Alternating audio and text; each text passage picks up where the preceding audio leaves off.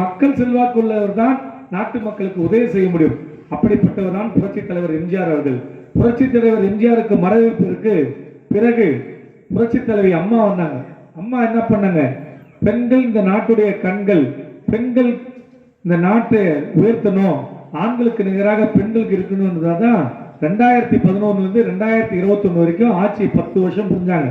இந்த 10 வருஷத்துல உங்க குடும்ப அட்டைகள்லாம் கொடுத்தாங்க. என்ன கொடுத்தாங்க? விலையில்லாமல் மிக்சி, கிரைண்டர், ஃபேன் கொடுத்தாங்க. ஒவ்வொரு குடும்ப அட்டைக்கும் கொடுத்தாங்க. இவங்க ஏழை பணக்காரன் பார்த்து கொடுக்கல. உங்க நம்ம தமிழ்நாட்டில் இருக்கிற அனைத்து குடும்ப அட்டைகளையும் அதை கொடுத்தாங்க. அது மட்டும் இல்லாம சில ஊர்ல பெண்கள் எல்லாம் ரொம்ப வறுமையில இருப்பாங்க, அவங்க கணவரால் இருக்க மாட்டாங்க, இறந்து போயிருந்தா அவங்களுக்கு விலையில்லாமல் ஆடு மாடுகள் கொடுத்து அவங்க வாழ்க்கை தரத்தை உயர்த்துவதுதான் புரட்சி தலைவி அம்மா அவர்கள். அது மட்டும் இல்ல, அண்ணன் சொன்னது போல தாலிக்கு தங்கம். இன்னைக்கு ஒரு சரம் எவ்வளவு ஆகுதுமா? 1,30,000 ரூபாய். ஒரு குண்டுமணி மூக்குத்தி கூட இன்னைக்கு போய் வாங்க முடியாது. சாதாரண கொளுத்து வேலை செய்யறவங்க, வேலைக்கு போறவங்க இன்னைக்கு தங்கத்தை வாங்க கூட முடியாத ஒரு சூழ்நிலை இருக்குது. அதை நல்ல ஒரு மனசுல வச்சுதான் கிராமப்புறத்துல எல்லாம் அன்னைக்கு அந்த காலத்துல தாலிக்கு மஞ்சள் கயிறு கட்டுவாங்க. அந்த புரட்சி தலைவி அம்மா பார்த்தாங்க, இன்னும் பெண்கள் எல்லாம் கிராமப்புறங்களிலே தாலிக்கு தங்கத்தை கொடுக்குறாங்களே, அவங்களுக்கு என்ன செய்யணும்னு சொல்லிட்டு அவங்க மகளுக்கெல்லாம் நன்றாக படிப்பை அந்த ஊக்குவிக்கணும்னு சொல்லிட்டு தான் 10வது படிச்சா 25,000 ரூபாய் ஊக்கப்பணமும் 4 கிராம் தங்கமும் கொடுத்து வந்தாங்க. அதை தொடர்ந்து எடப்பாடியார் வந்தார். அப்போ அம்மா இறந்துட்ட பிறகு இவர் 25,000 ரூபாய் பணமும் 8 கிராம் தங்கம் கொடுத்தார். அந்த திட்டத்தையும் இந்த ஸ்டாலின் நிறுத்திட்டார். இப்படி அப்போ அப்பயே விலையில்லாமல் ஸ்கூட்டி, மானிய விலையில ஸ்கூட்டி கொடுத்தாங்க. தொட்டில் குழந்தை திட்டம் கொடுத்தாங்க. மகளிருக்கு காவல் நிலையம் அமைத்தாங்க.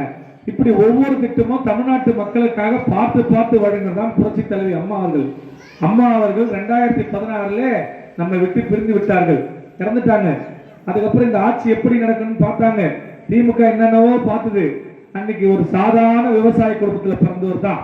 இந்த எங்க இப்போ எப்படி இந்த குன்னத்தூர் ஊராட்சி இருக்குதோ அது போல சேலம் மாவட்டத்துல சிறுவம்பால் என்ற ஒரு கிராமத்துல பிறந்து இது போல நாங்க உட்கார்ந்துற மாதிரி கிளை செயலாளராக இருந்து, ஒன்றிய செயலாளராக இருந்து, சட்டமன்ற உறுப்பினராக இருந்து, நாடாளுமன்ற உறுப்பினராக இருந்து, தமிழ்நாட்டுக்கு முதலமைச்சராகி இன்னைக்கு ஒரு கட்சிக்கு தலைவராக வந்தவர் தான் ஐயா எடப்பாடியார்.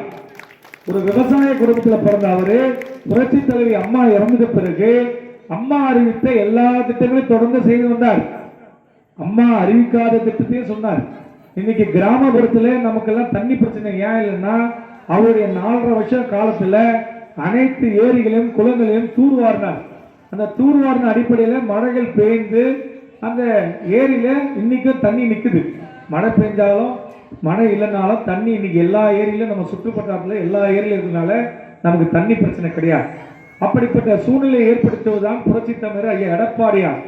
எடப்பாடியார் இருக்கிற காலத்துல கொரோனா எல்லாம் நம்ம உயிருக்கு பயந்து வீட்டிலேயே 6 மாசம் இருந்தோம் 2019ஆம் ஆண்டு. அப்ப என்ன செய்தார் அவரு? எல்லா நம்ம உயிரெல்லாம் பாதுகாத்து வெளியே வரல, வேலைக்கு போல. எல்லாருக்கும் வேலைக்கு போனாதான் அன்னைக்கு அன்றாட சாப்பாடு.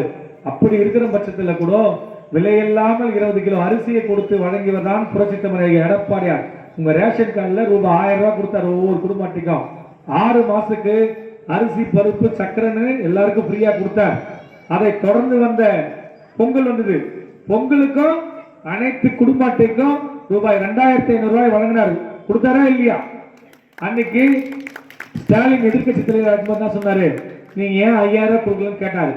ஆனா இன்னைக்கு ஆட்சிக்கு 520 வாக்குறுதி கொடுத்து ஆட்சிக்கு வந்த இந்த திராவிட முன்னேற்ற கழக அரசு இன்னைக்கு இந்த பொங்கலுக்கு 3,000 ரூபாய் கொடுக்குறான்.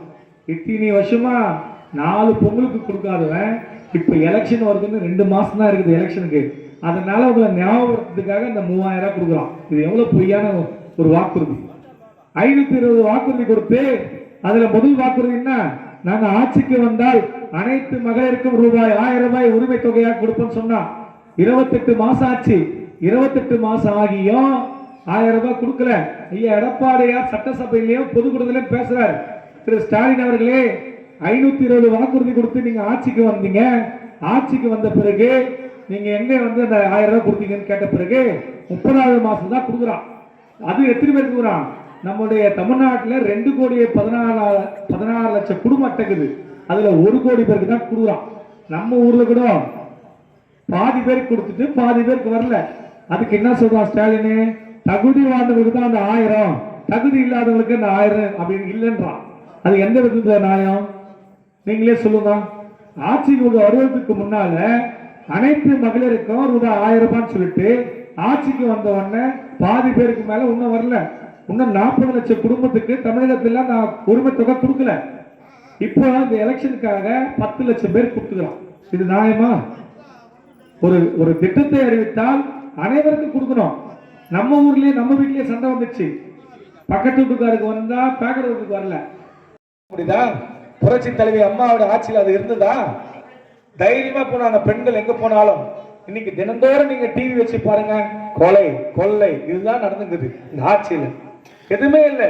ஆனா ஒரு விவசாய குடும்பத்துல பிறந்த ஐயா எடப்பாடியார் ஒரு ஆட்சி பண்ற 2 முறை பயிர்க்கடன் தள்ளுபடிய ஒரே முதலமைச்சர் எடப்பாடியார் தான்.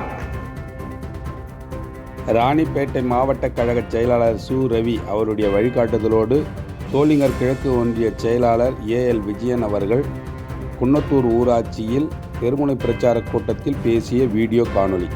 போரா உள்ளூர் செய்திகளுக்காக போரா குமார். வணக்கம்.